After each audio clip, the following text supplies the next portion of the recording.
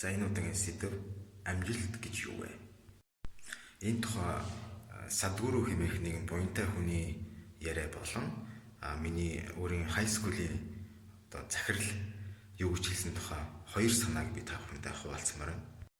Садгуру хэмээх гэгэрсэн хүний яриагаа бол хэрвээ гуйлахчин хүн өдөрт $100 ч юм уу 100 мянган төгрөг ч юм уу гуйж олоод тэр мөнгөөрөө ресторанд орж өөрийнхөө хоолыг төлж идэх нь тэр хүнд бол амжилт.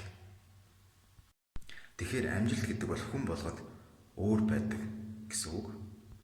За тэгвэл миний хай скулийн захирал Father Edwin буюу нэгэн прист ингэж хэлсэн. Амжилт гэдэг бол preparation буюу бэлтгэл, боломж буюу opportunity хоёр огтлцохыг хэлдэг гэж хэлж байсан. Preparation буюу бэлтгэл, боломж буюу opportunity хоёр уулзах цэг. Энийг монголоор сайлаа бэлтгэр, саваа бэлтгэдэгтэй яг ажиллана.